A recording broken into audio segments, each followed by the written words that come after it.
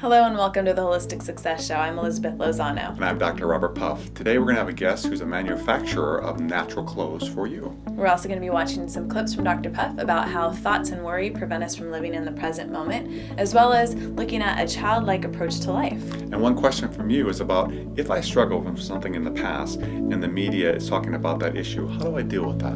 Another one is how to fit exercise into your really busy schedule. Thank you so much for joining us, and we hope you enjoyed the show.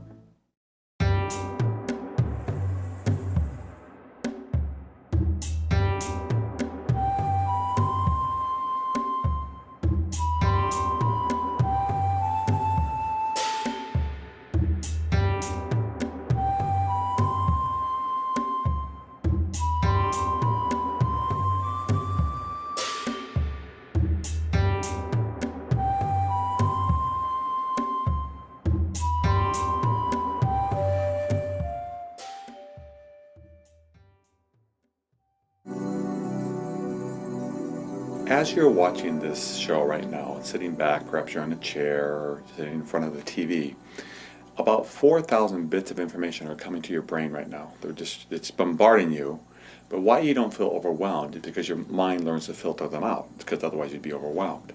At the same time, thoughts throughout this episode or throughout your day just pop up in your head. Some of them are sequential. You think about one thing, you think about another, but many of them just pop up in your head. And all day long, from these bits of information that you have to filter, your mind automatically filters, to thoughts that go through your brain throughout the day, it wears you down. So that at the end of the day, when you sleep, you get a reprieve from that constant talking, that constant information going on in your brain, which a lot of it is superfluous, you don't need it all, but it just keeps going and going and going. And it just exhausts you, so that if you don't sleep at night and get a break, a reprieve from those thoughts, you'll find that you'll literally, when people don't get enough sleep, they go crazy, they go mad, they start hallucinating. Really bad things happen to us. And when people say they had a bad night's sleep, what they mean by that is they didn't sleep well. Their mind was thinking things. A good night's sleep is when your mind is quiet, when your mind is still. So what I want to talk about in this episode is how you can have that restful, peaceful state of sleep during the day, believe it or not. And I'd love to hear back from you, because this is a little bit of a controversial argument that many of you may have never heard of before. So, after I talk, email us back. There's a comment sheet at the bottom of each episode. Comment and let's dialogue about it. But what I mean is, if you can learn to quiet your mind, obviously meditation is one way that, I teach and many people teach for quieting your mind. But another way is actually to just not, when the thoughts come, not to follow them, but to have a still, quiet mind throughout the day. It's something difficult to do, but what happens is, if you learn to quiet your mind throughout the day, so a thought arrives, you think about getting the groceries, or you think about your anger at Uncle Joe, or a thought pops in your head, and usually they come from nowhere. You may sequentially think about them, but the thoughts come from nowhere, you're not creating the thoughts. The thoughts basically just pop in your head. And so, but what you do is you create a story with that thought. You follow it for a minute, an hour, all day long, and that just wears your brain down. What if, when those thoughts arose in your head, instead of following them, you notice them? There's a thought, you notice that thought, but then you get back to being. You're just being totally present with what is right here, right now, silently witnessing what is happening, quietly being present, but not giving commentary, not saying good, bad, I like, I don't like, just watching quietly. And then sometimes, even as you're watching, there's really nothing to even think about. It's just a silence that you can have throughout the day. And what you may find, because it's what I found, when you're able to quiet your mind during the day, not just when you're meditating and not just when you're sleeping, but throughout the day, when you don't have thoughts going on and you learn to just be in the moment, you'll find that things get better. Your life starts improving, because the wonderful sleep you get every night, you now get to have during the day. And so that you will begin to be transformed into a much more peaceful, a much more truly blissful person, because you now aren't being beaten down all day long by these thoughts. So what it is how can I, or how can you, just be 100% present with what is, without having that egoic commentary going on all day long. I don't like, go away, I want more, thinking about, planning, hating. Instead, just being. Just being still, not worrying about what will happen in 5 minutes, 5 days from now, not concerned about what happened in the past, not evaluating good or bad, but just being 100% present with what is. And when thoughts arise, notice them, but then get back to just being.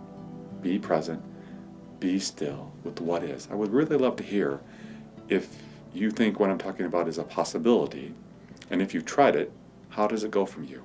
So I look forward to hearing from you. Peace. Our first question this week comes to us from Charlene H. in Placentia, California. Infidelity was an issue in my marriage, and although I'm separated and feel like I'm healing, I get really upset when I'm reminded about the issue through the media. How do you get over something when it keeps slapping you in the face?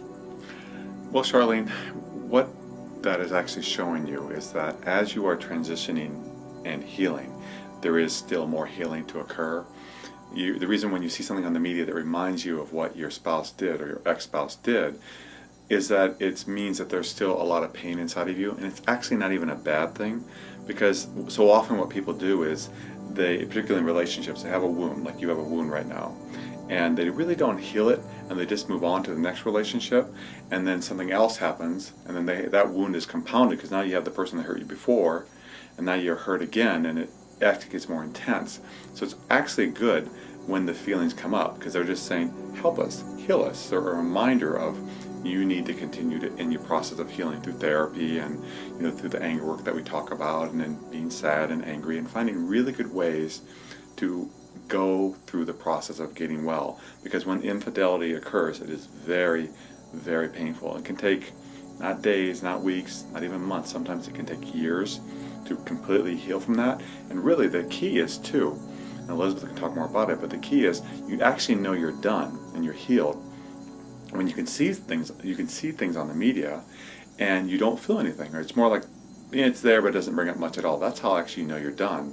So you will know that you're done as you continue your healing when you watch things on the news and they remind you of what your husband's done and you don't feel much. But as you're healing, you may not want to expose yourself to too much of it because it also will be painful to you. When you are struggling with something, right then and there, it feels like this open wound, and right now it still may feel like that. But eventually, as more and more time goes and you really kind of cleanse out that wound and deal with it and just resolve the pain and kind of get out whatever you're feeling, like he had said, through therapy and through lots of different things. You can use art, you can use exercise, but it's really focusing on it, because a lot of times we just want to shut ourselves off and want to ignore it and get away from it. But what it's telling you right now is that I'm hurting and I still need to process and deal with this. And so what I was saying though is that eventually it'll become like a scar. So you know that was there, you know that pain happened, but it no longer hurts. So you can look at it where stuff will come up and it's not going to affect you as much as it did at one time, and you'll see that eventually it'll get less and less. And of course it's unfortunate that those things happen, but now I think is a good time for you to start to grow and love yourself, so that whatever relationship you end up in down the line, wherever you're at, you choose a healthy partner to be with, and you continue to take care of yourself and make sure you make yourself a priority. You're important to yourself, and this is a great time for you to do that because you have a lot of healing to do. And whether it is a relationship that you were in for a year, 15 years, 20 years, either way it's extremely painful. But when you're in that for a long time, that's a lot of pain. That's somebody who you were with for a long time that has caused a lot of damage. So it's going to take a while to get over that. So be patient with yourself and allow yourself time to heal, but make sure you take the time to heal because it's very, very important. The good news is, Charlene, too, is that you can heal 100%, and that, as Elizabeth was saying, with time it will just become a scar and it won't hurt at all. So continue on your process of healing. It can take a while, but it's worth that effort because you want to be a really holistically healthy person, and the way to do that is to get all the pain out of you so you can live full, healthy life. Thank you so much for your question, and we wish you the best of luck. I'd like to welcome this week's guest to the show, Adrienne Catone. She is the owner of an online eco-friendly clothing company called Faerie's Dance. Welcome to the show. Thank you. Thank you very much for being here. So can you tell us a little bit about why what we wear matters? Absolutely. What we wear matters in 3 different ways. It affects our environment, it affects our bodies, and it also affects people around the world for their livelihoods. So if you don't mind, I'll give you a little bit more on each of those. Yeah. So what we wear matters from the environmental standpoint, because something like a natural fiber for cotton, as example, people think of it, they love going to the mall and getting a cotton shirt, and cotton is the most highly sprayed pesticide fabric in the world. So the crop is just laden with pesticides, herbicides, and insecticides. So those things that we so often seek because they're so comfortable and feel so good really aren't that good for us. They're sprayed with all kinds of stuff. That's correct. And from an environmental standpoint, that's particularly bad because it affects the water, the ground, the butterflies, the bees, the birds that are living in those areas where the crops are. And on a side note, cotton in particular is sprayed so much because it's not considered a food crop. And yet most of your chips will have cottonseed oil in them, for example, just laden with pesticides. Oh my gosh, I had no idea. So the second part of that trio of why clothes matters is how clothing affects your body. One of the things that the current conventional clothing market does is they put finishing agents on clothing, things that help make them not wrinkle as much or feel a little better. Maybe they drape well. For example, one of the most popular finishing agents is formaldehyde, which is a known carcinogen. Wait, isn't formaldehyde the thing that they put, like, I hate to say this, but bodies in, like, so they don't decompose? That's correct. So formaldehyde is really not good for your body, and a lot of people have been found to have chemical sensitivities to it. Now, there's a belief that formaldehyde in low levels is not affecting us.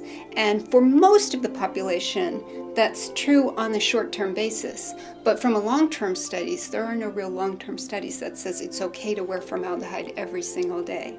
So the third part of why what we wear matters is how what we wear affects people from around the world in terms of manufacturing. So you must have heard a few years ago there was a big to-do about how the manufacturing processes around the world were using child labor, little kids, paying them 10 cents a month. Oh, which is just absolutely awful, and I know a lot of us were just outraged by that. That's right. So one of the things that we try and do with what we wear and the kinds of clothes we carry is make sure that everything is fairly traded.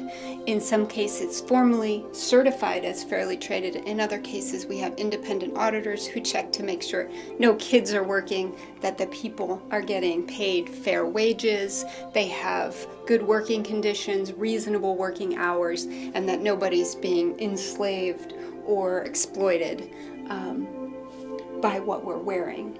So it sounds like you have a lot of reasons that went into you creating this company, right? And so you also, the name of your company is Faerie's Dance. Can you talk to us a little bit about how you came up with that name? Yes, I'm asked that a lot, and actually someone once told me that it was kind of a hippy-dippy name, which I thought was kind of funny. I have always loved fairies, the little winged creatures, and the fairy is a Celtic spelling. It's F-A-E, making it impossible for anyone to actually find me online. But the point of Faerie's Dance is because fairies were always creatures that loved the environment, they lived in the environment, they were happy, healthy. They were also very joyous. They dance and sing. And one of the things I wanted to do is I get away from this doom and gloom environmentalism and bring joy, happiness, beauty to an environmental movement. Oh, I like that. That's really beautiful. Oh, thank you. So, and I know that you've brought some samples of clothes, which we're going to take a look at, but can you share with us, I mean, what are some, I know that people can sometimes have sensitivities to clothes. Can you talk to us about what some of those sensitivities might be and how your clothing can be beneficial for them? Yes, the biggest problem with people with chemical sensitivities is that they tend to actually break out. So they might wear something and get a rash all over their body, or even have an asthma type attack from the clothing they're wearing. And again, that's from those chemicals. Wow, I had no idea. Yes. So what we're trying to do is look at items that have fewer chemicals in the dyeing process, that have no pesticides and herbicides in the growing. Which you brought one of those here, right? You've Yes. got this one. This is beautiful dress that you brought. We can show that. Yeah, this one is one of my favorites because this is actually a completely, I would call, clean dress. This is 100% organic cotton. So the cotton is grown without pesticides or herbicides. And it's grown in this color. It's called a color-grown cotton. So this nice, beautiful camel brown is the color of the cotton itself.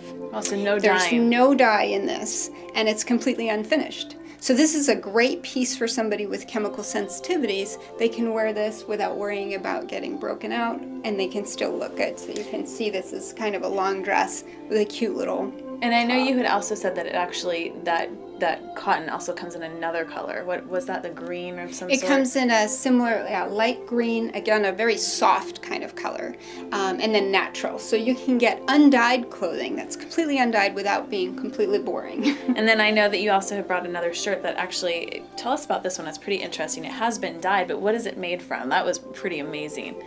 So this is made from a soy and organic cotton blend. And again, organic cotton is made without pesticides or herbicides. And soybean, this one is more focused on being environmentally friendly and less so on specifically chemical sensitivities. But when tofu is made, the outer casing of the soybean is discarded. So this is made from those discarded casings. Wow. So this is actually reclaimed waste, oddly enough. And it's really stretchy too. Yeah, it's a great alternative to, say, Lycra, or which a lot of people have sensitivities to spandex and Lycra. It's got a gorgeous stretch to it, and it's dyed with a low impact dye. So this is still some chemicals in it, but it's a much lower impact on the environment, not as harsh, a lot less water is used. And then I know you also brought an undergarment with you, which is actually a really pretty color, greenish blue there. But this was amazing when she told me that it's got this little tag of a tree here on it, which kind of actually says a lot about it. So if you can tell us about that. This is one of the things that I carry for more of the fun part of being eco-friendly. I love fun, happy, exciting things. And this is made from pine trees. This is a recycled pine tree fabric. So this company works with a pine tree trimmer, a tree trimming company, and they go around, collect it, and then they turn it into cute little bras and panties. That's so wonderful. You've got just an array of wonderful clothes. I visited your website and got to see that. So in order to find your website, if somebody would like to order some of these clothes, what is your website? How can they find you? I'm on the web at faeriesdance.com, and that's F-A-E-R-I-E-S. dance.com, and that's that Celtic spelling. And you also have a blog as well, correct? Can you link from your website to that blog? You can. It's blog.faeriesdance.com, so it's nice and easy. And on my blog, I talk a little bit more about dyes and things like that, chemicals. There's a lot of questions we get about importing, so you can find more information there. Well, thank you so much for being a guest on our show. It was very informative, and I'm glad I got to see some of these clothes firsthand. Thank you. You're welcome. Earlier, I was talking about how having a thought-free life is really good for us, and it will really naturally help us to be a healthy, whole person. And I want to use children right now as a way of exemplifying what I mean by that. Children approach life in a very raw, new way. When they see a flower, it's like they really have never seen it before. They really look at it, they examine it, and say, "Oh, beautiful." What happens is once a child or we label something, we really stop seeing it because we put a title to it, we put a thought to it, and that keeps us from seeing the beauty and the wonder that's always around us, always available, always calling us if we're 100% present with what is. So a good way of start living more of a thought-free present life is to be more childlike. And what I mean by that is when you're out and about, see things as if you've never seen them before. I often do this thing when I'm with my friends or people. I'll pretend that they are an alien. They've never been to planet Earth before, and I'll get some cider, and I'll have them taste it. I'll say, pretend you've never tasted this before, and they put a little bit in their mouth, they hold it, they swish it around, and then they swallow it, and then I'll have them do it again and again. And every time I do that, I found that when they do that, and you may want to try that too, but every time they do that, when they really get into it, The cider is the best cider they've ever tasted before, even though it's just a local store-bought cider. So what happens is when you have that childlike approach to life, you start having a world open up to you that is just absolutely beautiful. And to exemplify that from my own example, I love walking, as many as you know. And I've worked in Southern California for many years, and one of my offices has been in the same place for decades. And I love to walk, so every day when I have a break, I go for a walk. And even though I've walked this same route for decades, I mean literally walked it the same way for decades, it's still always new and different for me, because I really try to see, oh, this is the season, this flower is blooming, or butterfly flies by, or neighbors, stops and says hello. And every experience in and of itself has never happened before, will never happen again. And when I see it that way, like a child sees it, without labeling it, good, bad, just isness, what I find is it's so beautiful. And I've never once been bored on my walk that I've probably walked across the United States in miles many times over, because I do it almost every day. At work for my breaks, I go for walks. And if you start implementing that silent awareness, that just being present without saying this is good, this is bad, even labeling it, this is a flower, this is a bird, this person I know, I've labeled them. Because once you label something, you stop seeing it. So what happens is when you stop labeling and when you really look at things for fresh, all of a sudden this whole world opens up to you. And what you'll find is throughout your day, all these things you've been missing, perhaps a billboard sign, perhaps a person walking by, perhaps a cloud, perhaps a tree, perhaps really being 100% present with a person, what you begin to see is a whole new world opens up to you that is so magical and so beautiful, and yet it doesn't exhaust you. Instead of exhausting you, it gives to you. It's like it's giving their essence to you, because you have stopped labeling it and you have started to see it in its raw, pure form, right here, right now. So peace to you. Our second question comes to us from Kathy T. in Wilmington, South Carolina. I really want to exercise, but every time I plan for it, something gets in the way. I know that I should, but I need help. Any suggestions? Yes. Exercise is very important. I think starting with that, saying, I want to exercise, will help you. Because if you really say, I want to, and if it's important to you, I think you'll find it'll be easier to set aside time for it.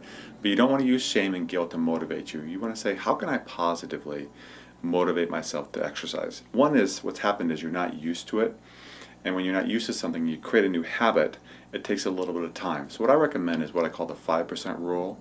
What I mean by that is tomorrow when you get up, spend 5% improvement on what you did yesterday. So perhaps you are doing nothing right now. And instead of going right on to your activities, maybe just walk around the block or get in front of a video and watch a video exercise for 5 minutes, a little bit. And do some sit-ups, some stretching for 5 minutes, just a little bit, that 5% 5-minute rule. And then what you'll find is once you start doing that, you can increase it because that habit's there. But what's important is the term what I call earnestness. You really have to want to, and that's what I think the holistic success is about. And if you say this truly is important, you will make time for it, because it's like instead of I should or I need to, it will be like I really need to do this. And what happens is when something is very important to you, you'll do it. But when other things are like more important to you, you're going to do them. So a lot of it is deciding in your heart, in your mind, saying, I want to exercise. What are the benefits for me? And if you say, I want to exercise, what you'll start doing is setting aside time for it. But you're not used to doing that. So a lot of it is creating new space for that, creating new conditioning so that your body, your mind, your spirit starts buying into and getting used to exercising. And once you create the habit, now let's say it's 6 months from now, because you're slowly doing a little bit more every day. Once you create that habit, that becomes the habit, and actually everything else kind of falls to the wayside. So before, if you watch TV instead of exercising, now you're going to find it much harder to watch TV than to exercise, even if you want to do a program, because once your body's used to something, good or bad, you're just used to it.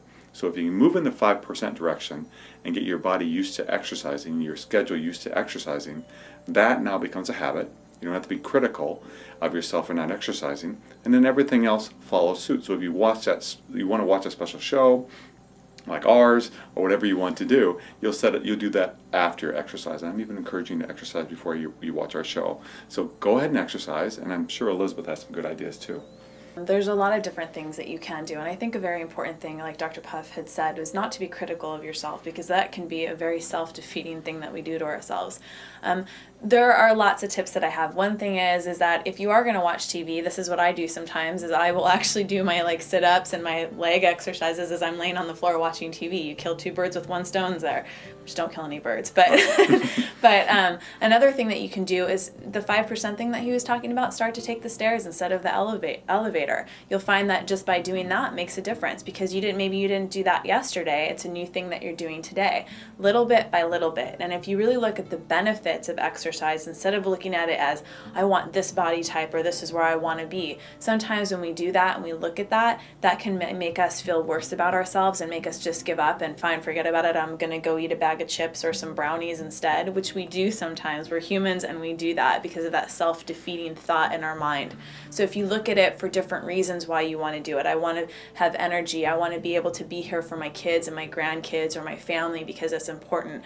I want to be able to walk and not get so tired and heavy breath after a couple steps. I want to be able to do it because I'm frustrated and it's a great way for me to let off some steam. So there's a ton of reasons why, but I think, and it is good to have goals for where we want our body to be, but I've found that if we make that the focus, it makes it a little bit more difficult. And I think it's important to look at all the reasons why you want to exercise and make it a priority. And the thing is, I've noticed is that oftentimes if I set it for that's the last thing I'm going to do in the day, or I'm going to promise myself that I'll make time for it, so many things happen and they get in the way. And by the end of the day, sometimes I'm too exhausted to do it.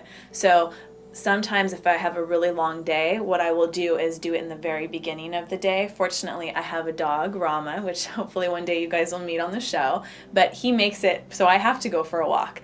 But fortunately, it's nice because I get to take him with me and it's a nice experience. So if you have a dog, take your dog for exercise because that's really important too. It's important for both of you. I want to make one last comment based upon what Elizabeth said earlier. That was such a good point. She was talking about how when you fail, so often you give up. I can't do this anymore. You just throw in the towel. And instead, the show is about living in the now. That's one of the healthiest ways to be holistically successful, is live here now. Be present. So the past is the past. Today is a new day. Live the day. Today, exercise. And you'll find it much easier, and you'll lose all that negative tape saying, well, I might as well just give up because I didn't do it. Because you can just today do it. Today's a new day. Start off new and start exercising out of the joy of living whole and living well. Thank you. Thank you. This week's quote I found on a really beautiful piece of art. Unfortunately, I didn't know who the artist was, but there's a really wonderful quote on the art, and it was by Margaret Shepard. And what she wrote was, sometimes your only available transportation is a leap of faith. So have faith in yourself. If you're passionate about something, take a leap. If you believe in it, just go for it. Because sometimes if we wait for the right time, it might not happen. Believe in yourself, trust in the universe, and go for it.